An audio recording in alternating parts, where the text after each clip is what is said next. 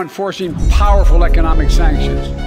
We're cutting off Russia's largest banks in the international financial system, preventing Russia's central bank from defending the Russian ruble, making Putin's $630 billion war fund worthless. We're choking Russia's access. We're choking Russia's access to technology that will sap its economic strength and weaken its military for years to come. Tonight, I say to the Russian oligarchs and the corrupt leaders who built billions of dollars off this violent regime, no more. The United States...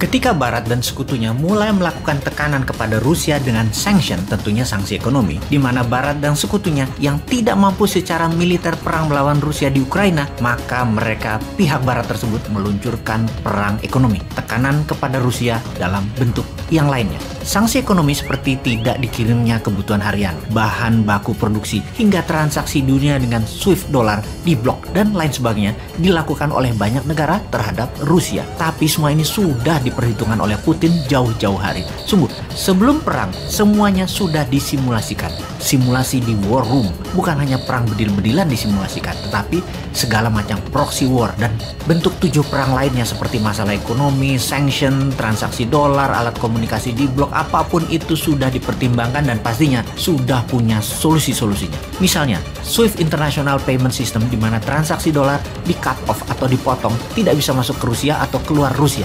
Akankah memukul Rusia? Jawabannya tidak. Kalau hal itu dilakukan malah counterproduktif, membahayakan dolar. Dolar Amerika akan berbahaya karena akan menguatkan kekuatan non-dolar seperti yuan dan rubel. Rusia sudah menyiapkan alternatif shadow banking. Mereka memakai pembayaran alternatif.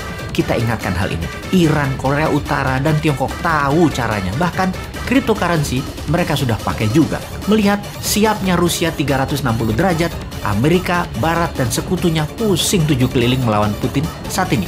Bahkan dalam pernyataan Putin tidak langsung kemarin di hari ke-7 serangan Ukraina, Eropa Barat dan Jerman diancam akan dicekik Rusia habis dengan gas Rusia. Terdiam Eropa Barat itu kemudian. Di sisi Tiongkok, hubungan mereka makin mesra. Tiongkok dan Rusia tersebut saling asah-asih asuh mereka berdua.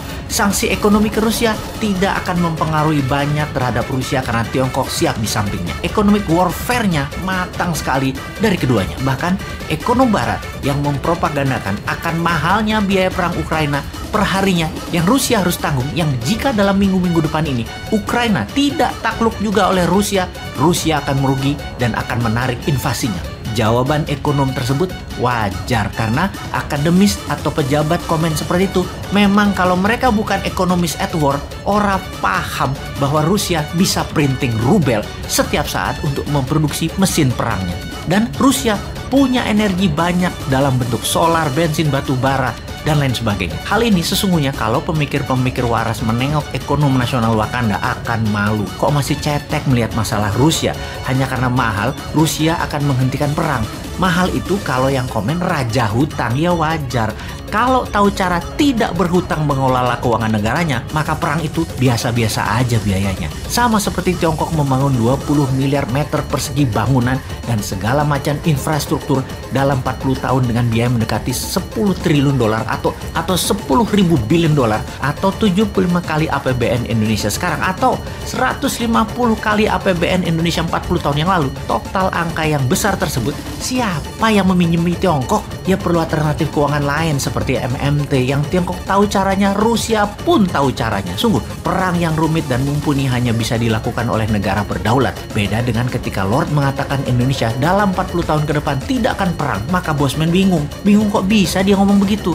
Apa itu salah? Ya enggak, aneh aja. Civis pacem parabellum adalah moto klasik yang semua tentara pegang. Kalau Anda ingin berdamai, bersiaplah untuk perang. Maka perang yang ada 7 macam itu di Indonesia harus siap. Salah satunya perang militer. Maka menguasai perang militer dengan membangun industrial kompleks pertahanan milik nasional adalah penting dan wajib. Pembangunan alat perang kalau bisa bahkan harus 100% bahannya dan produksinya nasional. Kesalahan melihat Lord yang berpengaruh dalam arsitek nasional Indonesia baik luar dan dalam negeri membuat Indonesia sekarang dianggap negara yang soft. ASEAN bahkan tidak anggap kakak lagi itu Indonesia.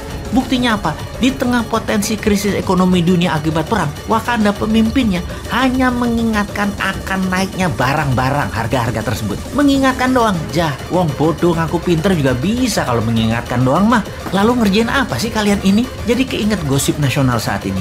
Dihembuskannya tambahan jabatan 3 tahun lagi karena pandemi dan masalah dunia membuat tidak semestinya pemilu diadakan. Sungguh, siapa yang mau dan minta perpanjangan itu sih? Yang masih enak menjabat atau yang di pinggiran makan serpihan sampah yang mengusulkan? Menurut Ngana, siapa Jo? Поэтому будем и дальше развивать